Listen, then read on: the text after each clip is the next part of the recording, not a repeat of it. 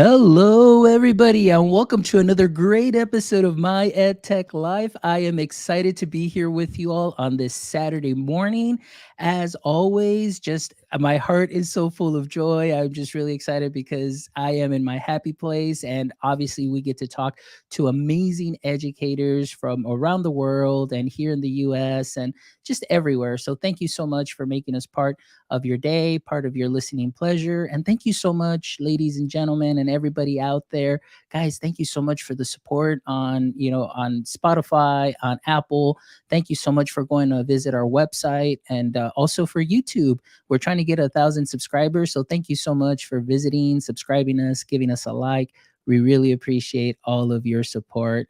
And again, it just really fills my heart with joy that we are bringing you some amazing conversations, amazing content with wonderful educators such as this morning. And I am so excited about today because today it's going to be an awesomely fun episode. It might be a little Fugle fun if you kind of pick up on that a little bit, but that's what we're looking forward to.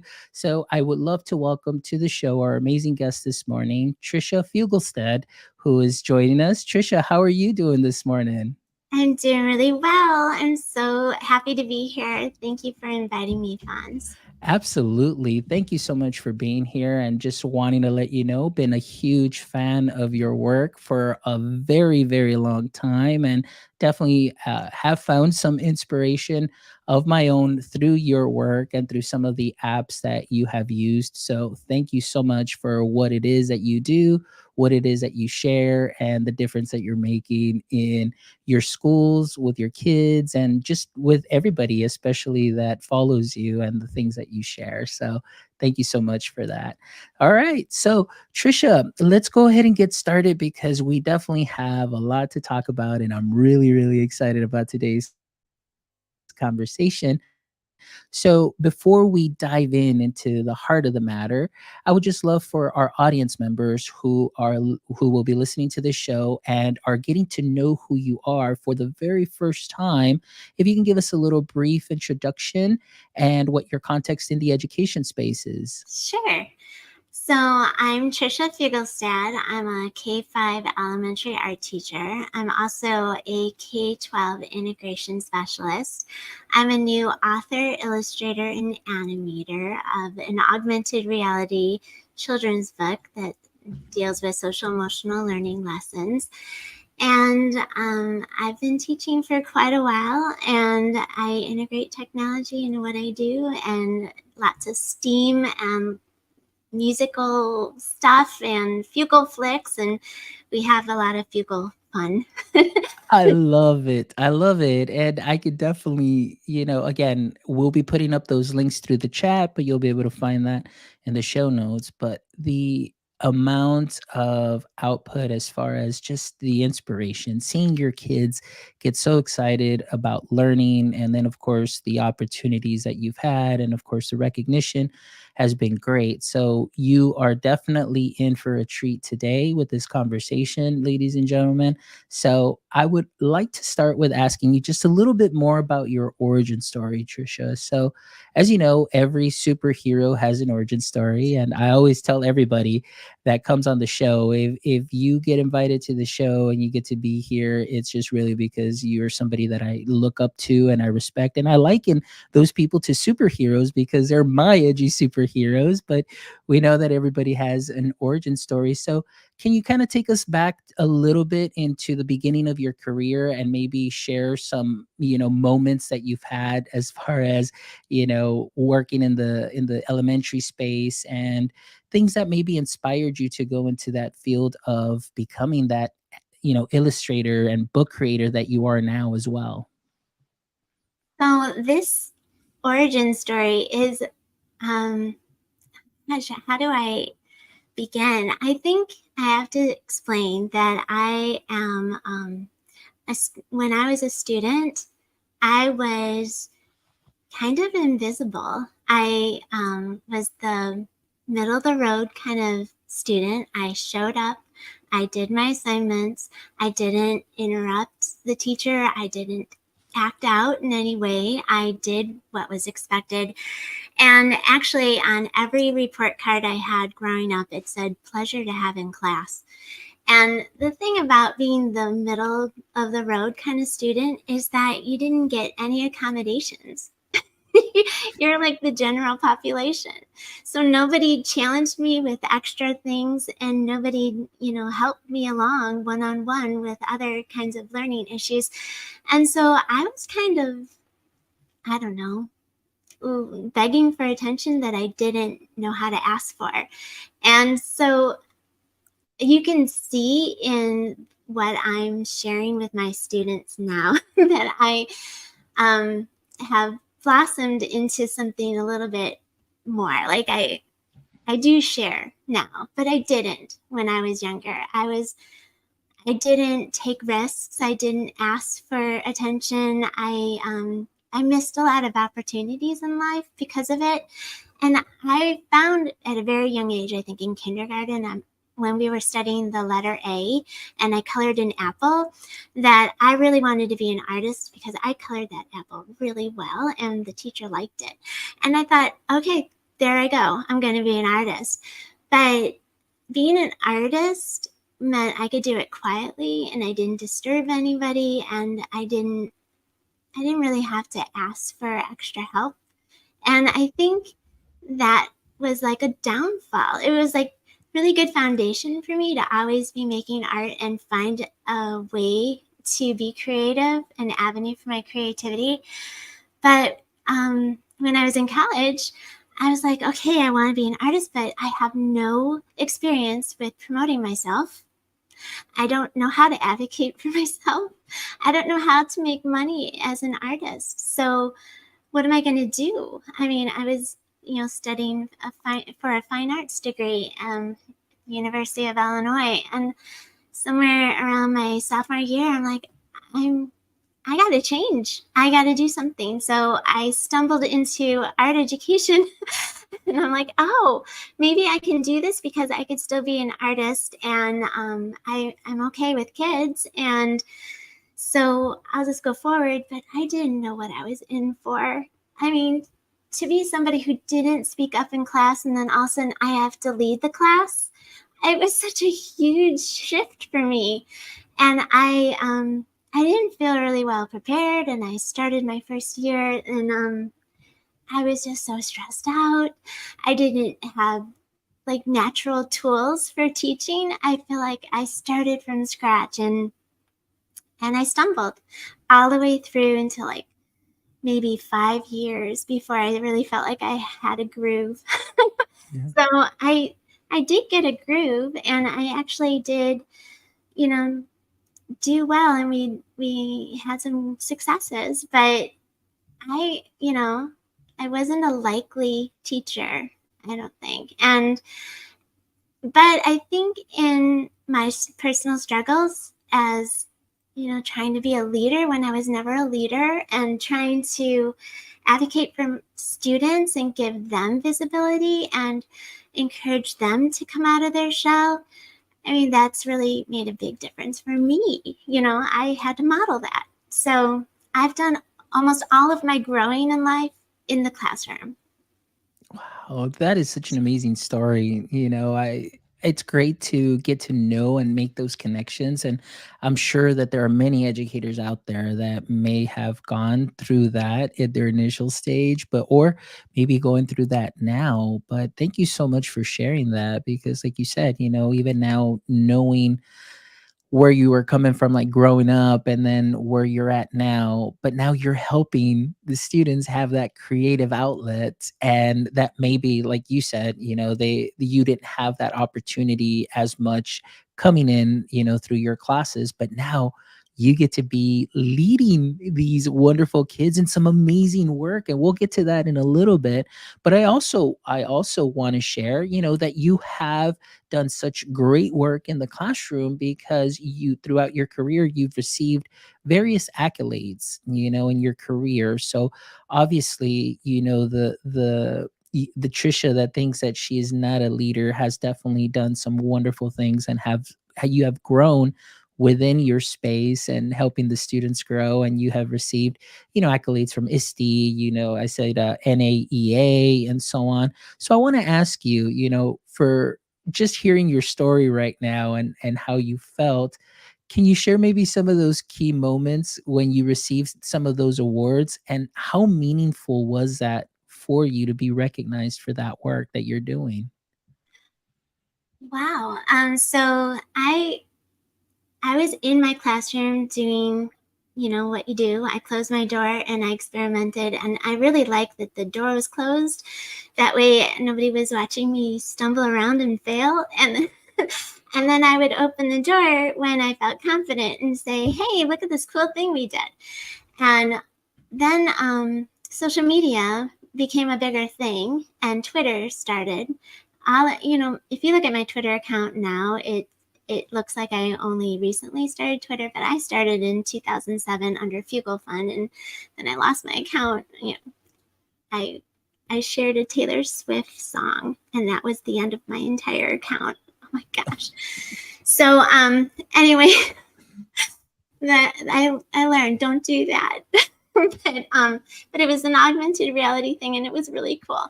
But anyway, so I started sharing on Twitter, and it helped me gain a lot of confidence that the things that I was doing behind closed doors in my room with my students was something other people wanted to see and learn more about. And so I started to share little by little. And I think I've been teaching for 15 years before I actually started to actually step out of the classroom and show people in conferences and presentations. And then people liked it, and I was recognized and nominated for things, and it was wonderful. But I seriously didn't know that the journey of being too shy to participate in class, not, you know, and like missing opportunities, missing, and then finally having a reason to share because I wanted to highlight my students and show what they're doing made me bolder. It gave me the motivation to go ahead and try. And, it makes me nervous to step out of my comfort zone, but I do feel myself growing. And if I can keep my eye on what the purpose is, it makes it a lot easier. Absolutely. I mean, and it's great to see, like you mentioned, yes, you put out such great content and my Instagram feed and everything. And I love it because you're so creative and so inspiring. And, and it's so interesting. And if I may, just say, like, it's interesting that, we see that kind of finished, polished product on social media, but here we're having this conversation. And it's just being very open and vulnerable. And I respect that because oftentimes many people, educators, may see like, oh my gosh, like I could never do that, or look at them like they're, big, and they, but you don't understand the hours of work that goes into it. You don't understand the background story. So this is great. And this is what I love about the podcast, just being able to open up and making those connections, and finding somebody that you can relate to and feel inspired by. And so it's really exciting to hear your story, and because it's really resonating with me too as well. So I mean, it's just great. And one thing that I love that you mentioned too is, like, oftentimes as teachers we do close our doors, and we're like, hey, we're going to close our doors because obviously you may feel a little bit insecure, you may not be sure, and like you say, you're barely kind of getting into the flow of things. But then, man, once you're ready to go, it's like, hey, doors are open, come on in, check this out, and so on. And it just takes a little bit of time, but I'm glad that you share that, because all our educators, and especially first year educators, third year educators, all educators definitely need to hear that for sure.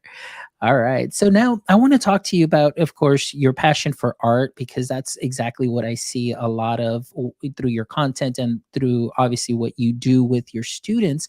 So I want to talk a little bit about what inspired you to start innovating within your art class and experimenting with different mediums. So tell me a little bit about the process behind blending the digital and physical art in your classes, and what sparked that innovative approach? So I have been teaching for so long that there was, well, let's not do the math, but let's just say that when I started teaching, there wasn't a computer in my room. We didn't have those yet. And they existed, but they didn't exist in my art room. It just, the investment wasn't there yet. And I remember how I had to manage teaching lessons. And if I wanted to do um, really wonderful things with my students, I would want to do a multi-week project. Maybe this week we do the sketch, then next week we finalize the drawing, then the week after that we begin painting, and then maybe by the fourth week we are finalizing the work. And so in this process, if I'm teaching this without any technology, I am using a whiteboard and I'm drawing as big as I can so they get to get, and I'm reinventing it every time. I had third grade, but my fifth graders are coming. Erase the whiteboard, start all over, hold it. You're on step 3, so let me see if I can get myself caught up on. It was just ridiculous how much labor. And then like, okay, well, I could draw it really big on butcher paper and hold it up so they can see what the material is. But that was like simple struggles, like they couldn't see what I'm talking about. I wanted to like show them that a cylinder, has a circle at the top, but when you hold it from the side, it becomes an oval. And I can show you one-on-one, but when it's a whole class of 24 kids, you can't understand it very well. So the idea of just getting a projector in my room and being able to hook it up to something where like a document camera, it just was so basic, but I had to advocate for that. And so I had to write a grant, and I was the first person in my building to get a projector and a computer hookup. And the following year, everybody got one. But I was like, this is what's going to transform how I instruct my students. And so I was paying attention to where they were investing the technology in the building, at central office, in the library. And I'd be like, I bet that could be useful for me. And they say, well, go write a grant. So I got an interactive board. I was the first one in the building to get an interactive board. And it did make a difference. We were doing drag and drop and digitally drawing things before we create it physically. And then I'm like, okay, I'm onto something here. I've got all these tools now. I've got a document camera, interactive board, I've got a projector and a computer, and it's making a difference for instruction. Is there a way we can get the kids to have some digital art production? And around 2000, well, before iPads, we tried all these different ways, and we had lots of failures, and that's where I'd keep the door closed. We're failing in here, sorry. I'll open the door later or take some really unique pictures and then like tell you about how we kind of got this to work. But we failed a lot. And when the iPads came, we started to get it. We had a breakthrough moment. And the difference is where we were touching is where we were drawing. And when we were using a trackpad, we just weren't getting enough practice at that time. Maybe kids are different now because they've had more gaming experience and more computer experience. But back then, we were failing, and we were spending our whole class period just trying to figure out how to use a trackpad or a mouse. And so when the iPads came, we could just go right to drawing. And then I'm like, okay, now I need to integrate these iPads into what we do here without losing what we do here, and make it this meaningful and not just play. And play is fun, but we only have a limited amount of time. If I see you once a week, and I want this to be valuable. And so I started to design these transdigital lessons. And I'm calling it transdigital because it's both physical and digital. And so at first it started out like we make a piece of art physically, and then we do a digital extension in some way. And that digital extension, didn't necessarily relate directly to what we made physically. But then it was somewhere around the time that we made robots in 5th grade that we came up with this transdigital lesson where the physical art and the digital extension matched perfectly. And so what it was is the kids made these beautiful robot paintings where they were learning how to turn shape into form, and they used color balance, and they were full of creative solutions and their robot had purpose in some way. They only they knew the story. But in order to tell the story, we animated these robots where you can see more of what their purpose was, and you can watch them kind of come to life. Maybe they blinked, or maybe a gauge moved, or some sort of indicator flashed. And they all of a sudden had this robot and a digital animation of the robot. And then we needed a way to showcase that. And since they were perfectly matched in size, the best way that we could come up with for displaying it was to make it come to life with augmented reality. So here's an example. So we had the robots, and then the robot video, the animations were the same dimensions, so that when you scan it with augmented reality apps, it looked like it came alive on the page because it matched perfectly. And that was the magic that just really triggered this joy response for me. And it was joyful for the children too. But then we had to figure out, like, how do we communicate this to the community that this cool thing is happening? How did they get this experience? So that started a journey in itself, because that wasn't an easy solution. We had to find the right app, we had to find the right way of sharing, and it made me want so badly to make a book, something that was print material that could be scanned and come to life. So I played with print material, but like, this is a Shutterfly book. So I wasn't expecting all the parents to buy a Shutterfly book. So I would make one, and then during open house, I'd show them whoever stopped in the art room. So like maybe 10, 15 parents would get to find out the cool things we're doing. So I felt a little stuck, but it planted a seed for me for something that came later. Excellent. And I love, just that innovation and just that thought process and just taking, saying, hey, this is what I need. I want to try it out, and just going for it and learning. And you're learning along with your kids, and you're picking up from them. They're learning from you. And that's that experience that I love, that it just makes it just so wonderful. So now I want to ask you about that, not just that experience, but within obviously your students that come in. I want to ask you though first, your students, do they only get to see you once a week still, or? Yeah, art is only once a week, right? Okay. Okay. So, I want to ask you, within the time frame that you started, these transdigital lessons and so on, what have you noticed as far as your students? What impact have these lessons made on them, and how do they demonstrate their learning, just through these projects as well? So this became more regular. And so things that I could do with fifth graders only at first, I could move younger and younger and younger, being able to go through very detailed steps with them. And this was a first for me. Like, what age is appropriate for these things that we're doing? How much can these kids handle?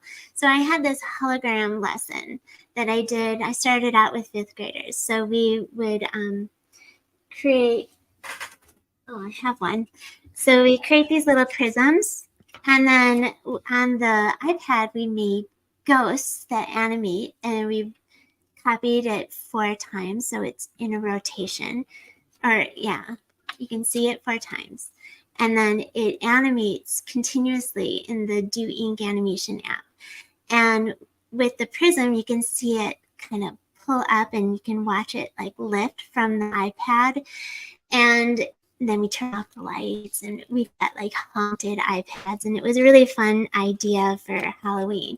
I have this lesson all step by step and with a tutorial and stuff in my Fugle Fun lessons. But so I did it with fifth graders. And then I showed it to the fourth graders. I'm like, is this something you guys can do? And they're like, yes, yes.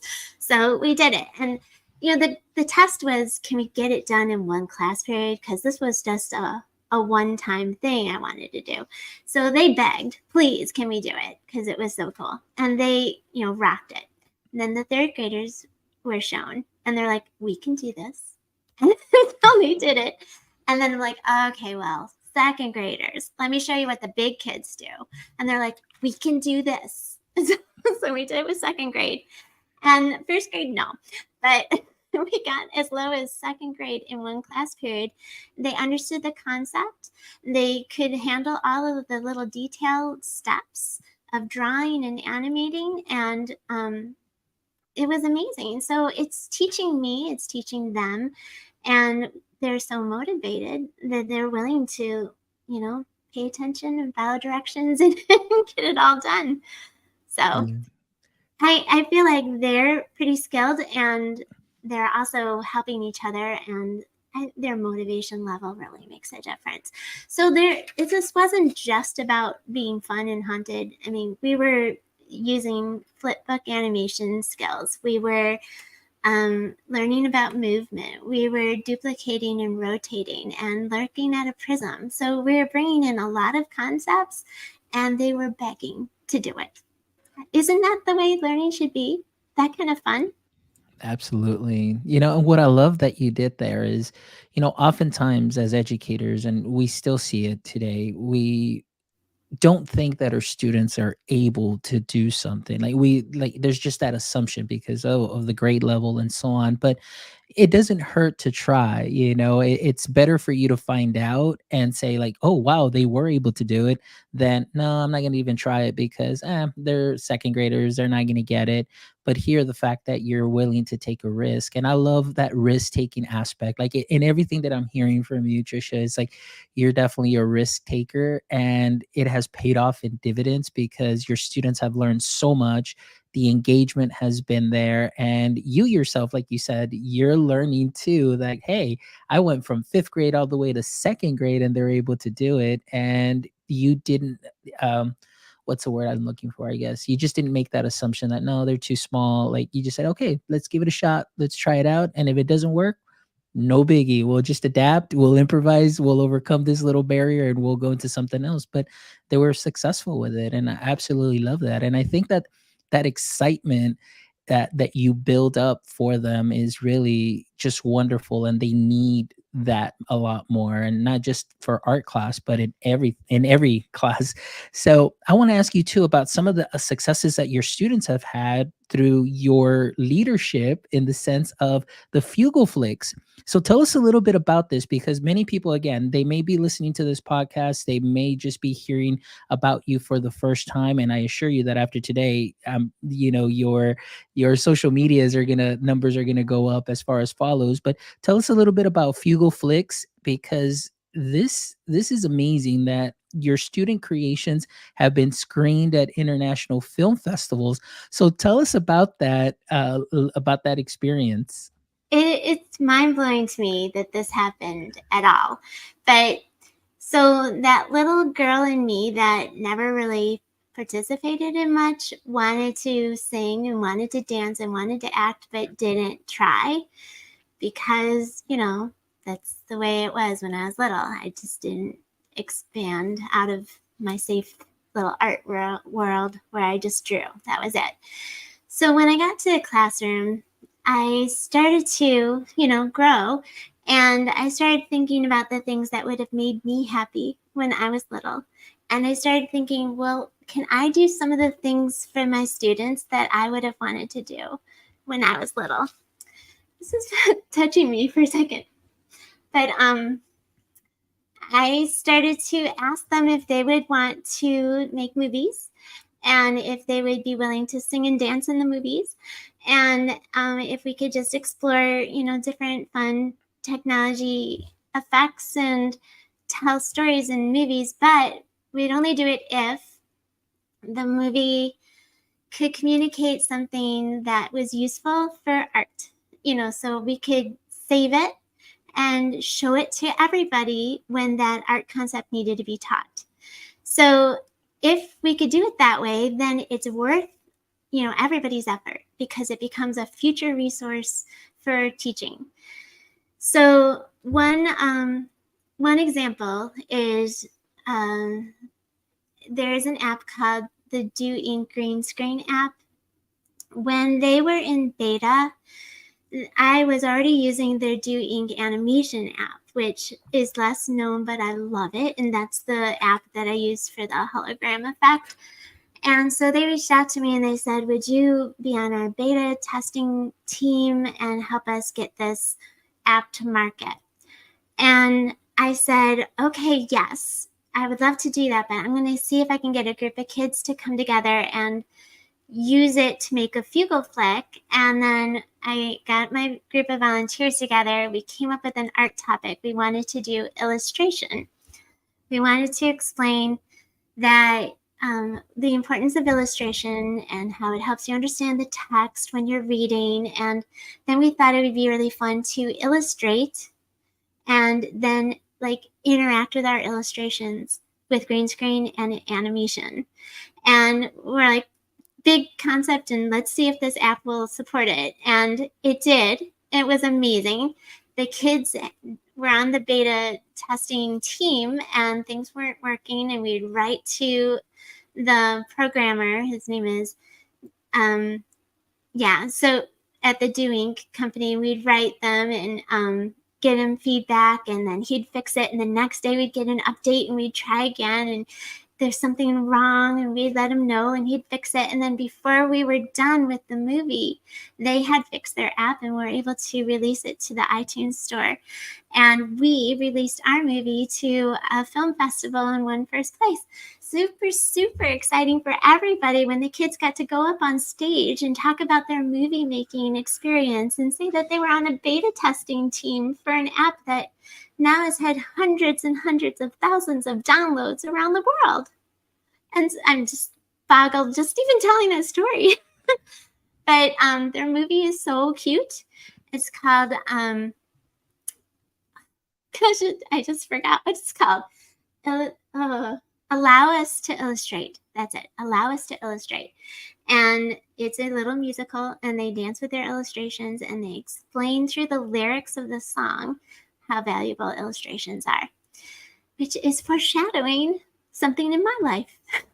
Absolutely. And it's a great segue into what we're talking about. But I just wanted to go back to that you just shared. I mean, I don't know. This is very interesting, like, with this story, like, just the connection and everything about everything that you're saying, and going back to the way you started the story, your origin story, just very quiet, not seeing yourself as a leader, but everything that I hear has been like, wow, you're such a great leader. And like you said, it's something that took a little bit of practice and work, and now, I mean, you're a great leader to your students, and the fact that you've been able to lead them to create and have opportunities that many kids do not get the opportunity to have, but because you were willing to take a risk and do this, I applaud you. And this is what, for me, this is what really fills my bucket and just fills me with joy when I get to have these conversations and hear the work that you're doing, and just the passion really comes through. And so I'm blown away too that the students also get to be on stage. And like you mentioned, what a huge thing to say, like, oh yeah, I was part of a beta team. I'm a fifth grader, but yeah, I was a beta tester for this app, and they have that forever. That's an experience that, can change a mindset, can change, their path, for what they were planning on doing, and just go out and just say like, hey, this is what I can do. And somebody believed in me and we did it. And that's amazing. So thank you That so much for, I'm sorry. yeah, go ahead. Go ahead. You just said something and it reminded me of something that I wanted to share really quick. When I worked with a group of students who wanted to make a Fugleflick on trying to convince their classmates to pick up the stuff that gets left on the floor of the art room at the end of the day. And so they made a movie called Swept Away, and they were super cute about it. There was auditions for it and everything, and they wanted to like have their classmates audition and sing. And this little boy, who was just a fourth grader, he did a little solo audition to play the part of the eraser, the eraser that gets left on the floor. They took it so seriously.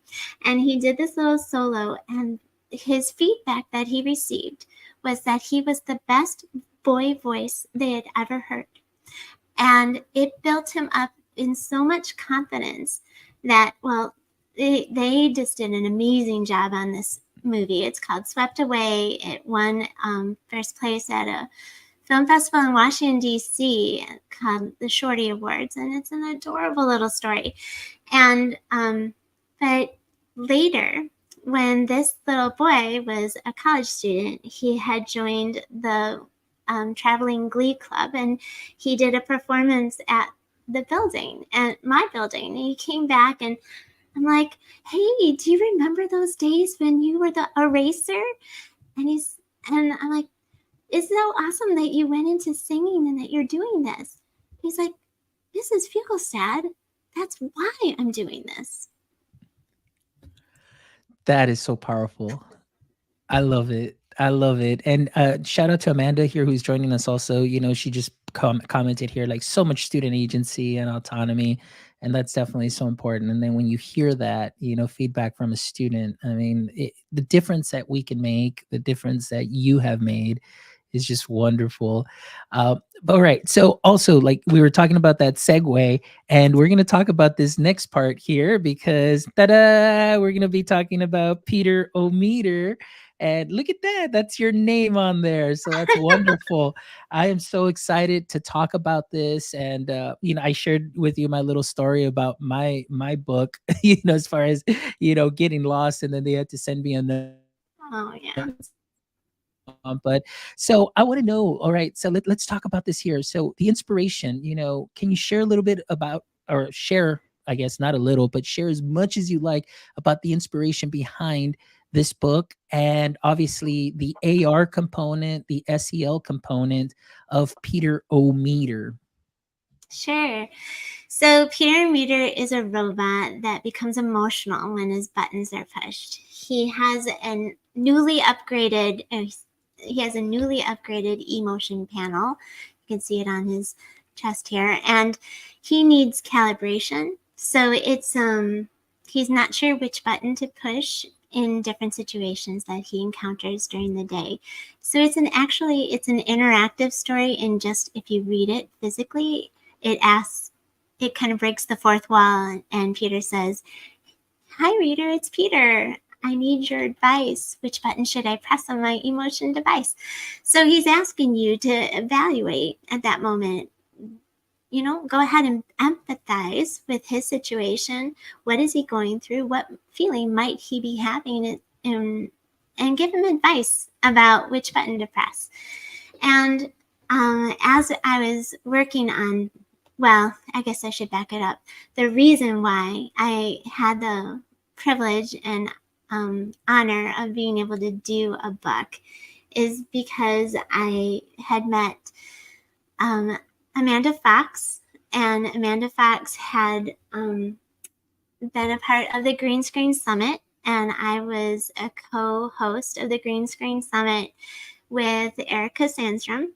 And I found that Amanda Fox had written Marker Town, and it was in her bio while I was putting that together for the summit. And it said that it was an augmented reality children's book. I'm like, what? Hold it. That fits perfectly with my vision and my path for what I want to see for students. We've got these transdigital projects, and it's print material. That's the way to communicate the transdigital art that I want to make with kids. And maybe the way I can do that is by writing an augmented reality book. So I pitched the story. And, well, actually, no, I didn't pitch Peter and Meter. I pitched the Snow Flurry Fairy, which is coming. And I explained how I wanted the Snow Flurry Fairy to be an augmented reality story. We'd see this happening, and then they would start an animation on this page, and it would be musical, and it would move, and all these things. And then they got distracted by the robots on my wall. So there's a couple robots back here, and they're like, "Tell me about those robots."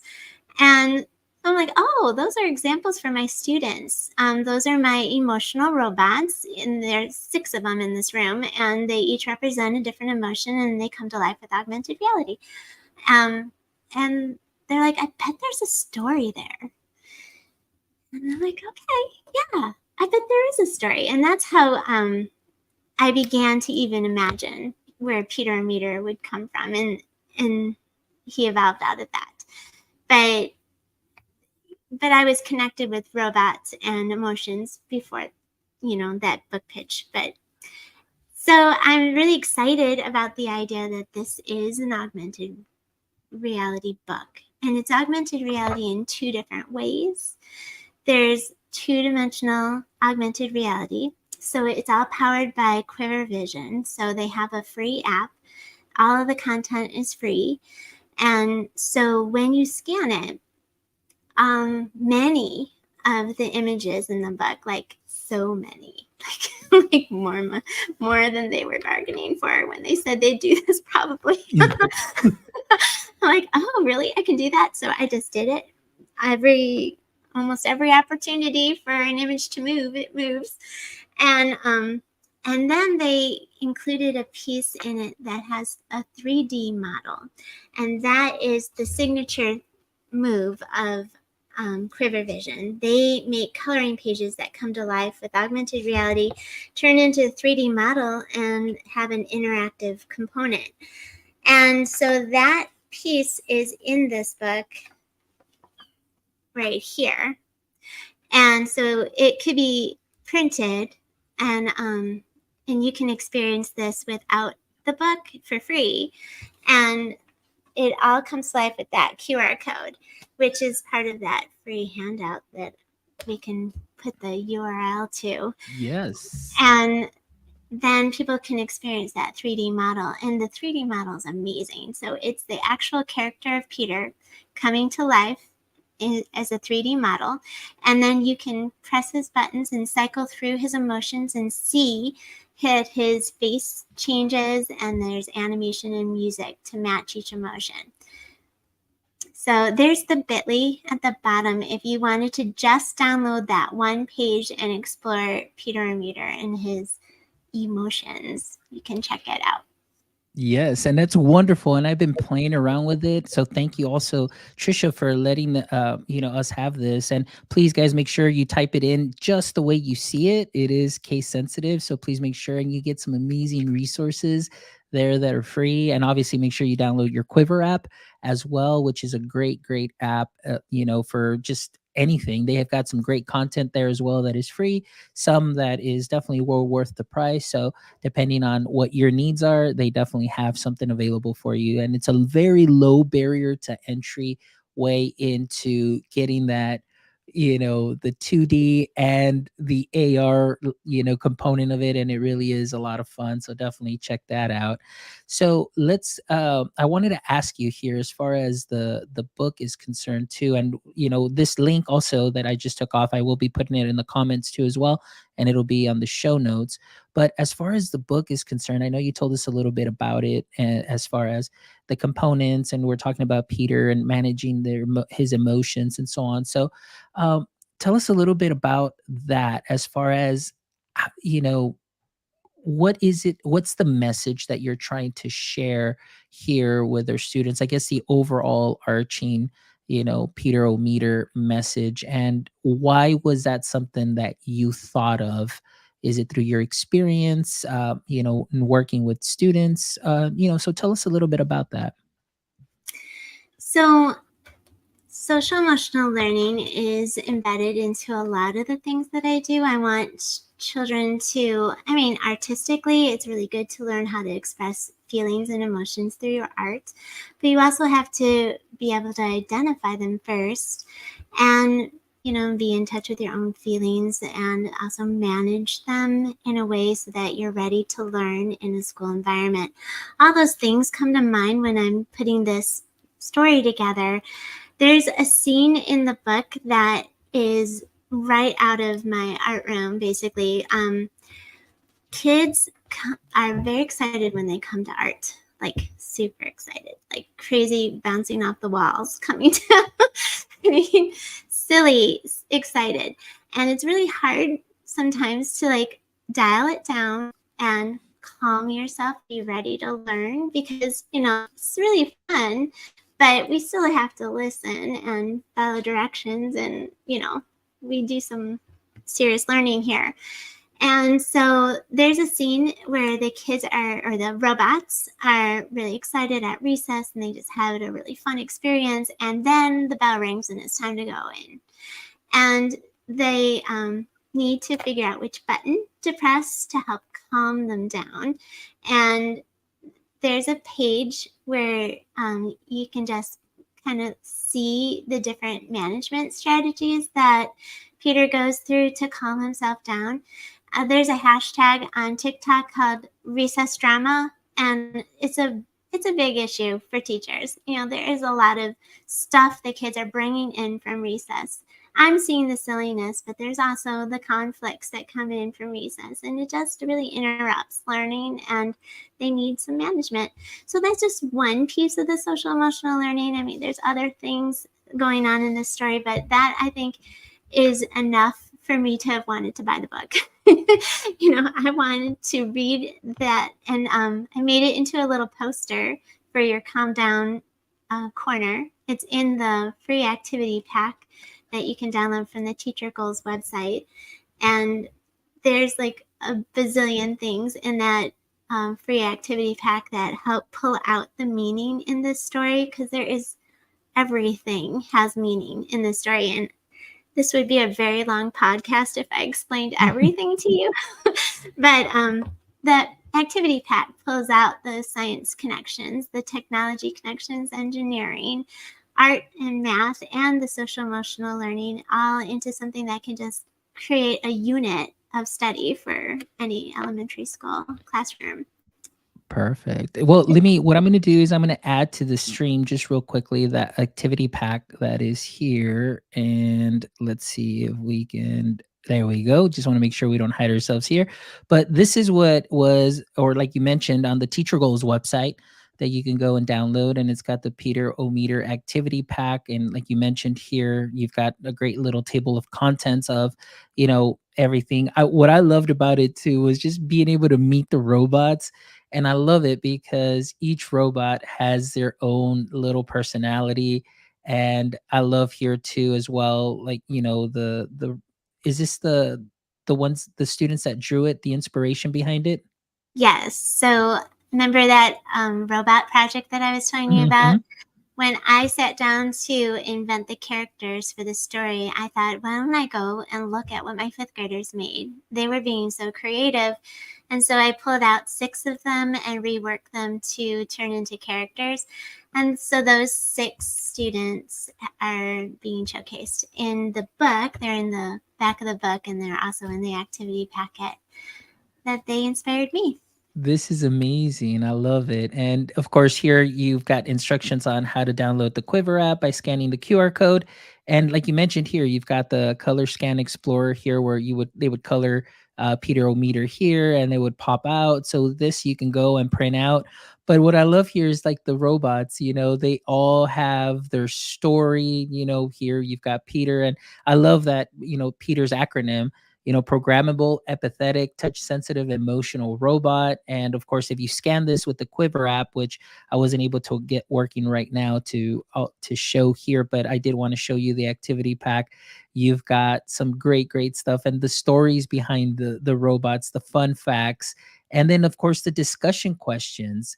This is something that I find that is a great value add for what you're getting here in the activity packs, to be able to lead a session with your students with some questions that are already here to open up discussion and discourse amongst them, and just to talk things out. And I'm so appreciative for all of this. And it's 54 pages, everybody. So make sure there's plenty of content here that you can take from and sprinkle onto what you are already doing great, and to be able to have these conversations with your students. So definitely go check it out. I know I did put well, actually, yeah, you can go to the Teacher Goals website to get this, but also I will make sure we include that in the episode show notes as well. So, man, this is amazing. And I definitely encourage you. I did put in the link also for the book, so you can make sure that you visit Amazon and you make sure that you pick up this book, because this is a great book, not only for yourself to have some fun with and learn a little bit more about the AR component, but really the story behind it, and really the overarching theme. Definitely something that is very important. And so I want to thank you for taking that, like you said, going to that hashtag in that recess drama, seeing that there is a lot of things that are happening, and trying to, in your amazing way, find a way to solve some of these through discussion. And the fact that you also got some of your students their inspiration for some of these robots. Trisha, all I gotta say is that even though you, from the beginning, you said you didn't see yourself as a leader, like this whole time, I've been just seeing leadership, leadership, leadership, leadership. And so sometimes, ourselves, we may not see it, but it's, I guess, what others see. And I definitely see you as a wonderful leader in your school, a leader for your students, and a leader for the art community, the STEAM community, and the education community. So thank you for this conversation. Thank you for the inspiration, and thank you for the work, Trisha. I really appreciate everything that you've done. Oh, wow. Thank you. Your words are so encouraging. I like being able to see myself through your eyes. I have to remember those words. Thank you. Well, they're on the podcast and they're there forever. So we can replay that all the time. Oh, Heather's joining us here. It says, "Hey there, my second grade STEAM kids are so excited to see their robots come to life next Friday." That is Ooh, awesome. Jesus, thank you so much. Jesus Sanchez Hernandez, that's awesome. Thanks for sharing. And Amanda, yay, bought the book already to share with my teams. wonderful. Excellent. Awesome, guys. Well, thank you, Trisha. But before we wrap up, we always end the show with the last three questions here. And this is one of a lot of people's favorite segments here. So, question number one, Trisha, we know that Superman's weakness was that kryptonite, and kind of just caused him to kind of just cringe and get weak and so on. So, I want to ask you, with through your experience that you've had for as many years as you've been in the classroom and in the education space, I want to ask you, in the current state of education, what would you say is your current edu kryptonite? Boy, the way you're asking that question, you're gonna think you're you're probably expecting a very deep answer, but I was just gonna say coffee. If I didn't have coffee, I would run out of everything. There'd be nothing. I'm completely fueled on coffee. There was a time when I was little and I was getting addicted to coffee. It was as a very young person, and lots of side eye from other adults, like, "Hey, why is that little girl drinking coffee?" But I remember thinking, I watched my teacher drinking coffee during the school day, and I'm like, that's maybe I do want to be a teacher one day if I can drink coffee all day. I remember thinking, like, if I think I'd like to be a teacher if I could drink coffee all day. I So love it. I love it. I'm with you too. Like, I mean, I have this little coffee bar in my office. So, yeah, in my office. So that way it's like it's there. I just turn around. So I have my desk facing this way, like the way I'm looking at you. And then all I have to do is just spin around. I got my little coffee bar, and then I just set up my coffee and I'm ready to go for the day. So, absolutely. I'm as a with young you on that. as a young teacher, I remember doing a calculation once, realizing how much money I was spending on coffee, and then thinking, well, I could probably, afford other things in life if I didn't spend so much on coffee. But then I asked myself, well, what would the quality of life be at that point then? It's not, life. It, Yes. I I don't think I love it. want to skimp on that. I Uh, can't.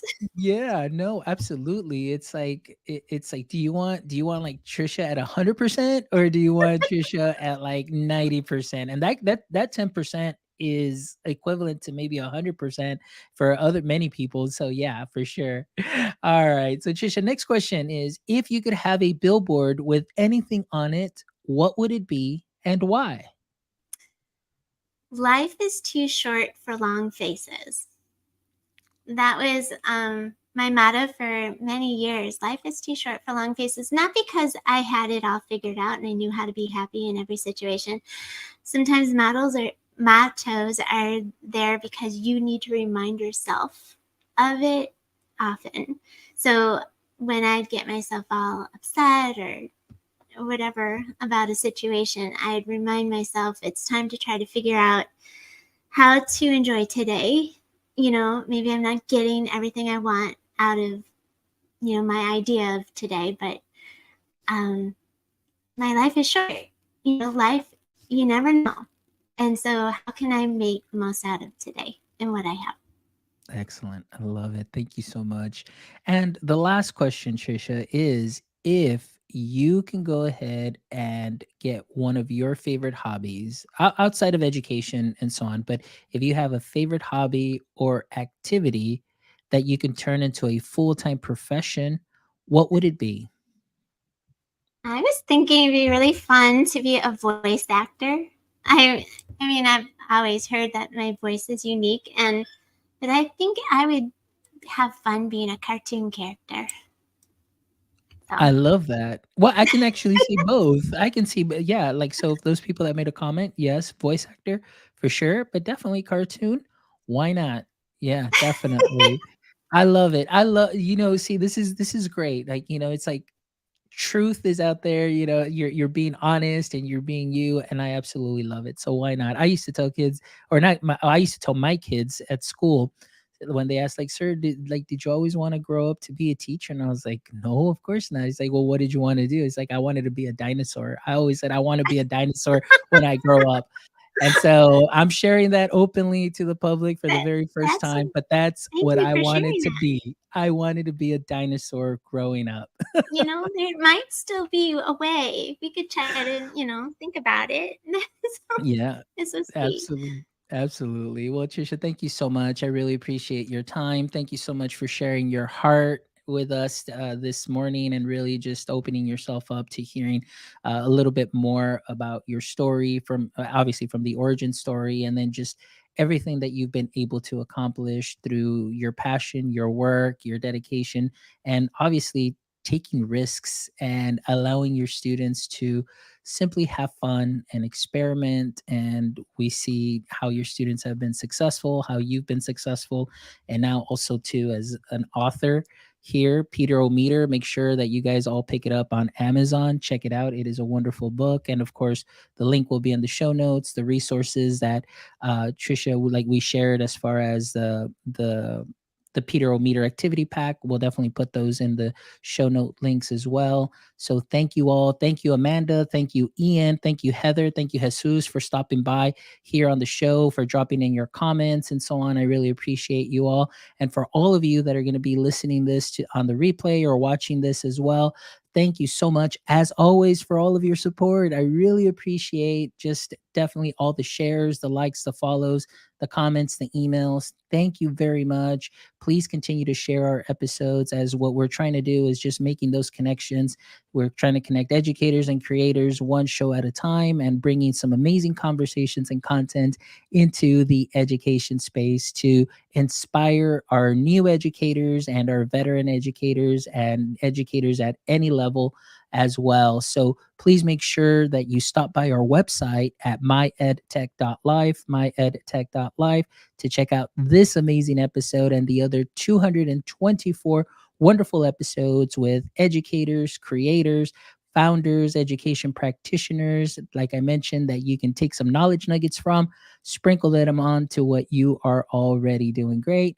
And also, if you would love to contribute to our mission, please stop by our merch store. We know that winter conference season is almost around the corner. We've got some great sweaters, and summer conference season is, well, next summer, but we've got some great caps too as well that'll keep your head warm during winter as well. And as you know, all of that goes back here into the show so we can continue to bring you some amazing conversations. So thank you all for joining us today. And until next time, my friends, don't forget, stay techie.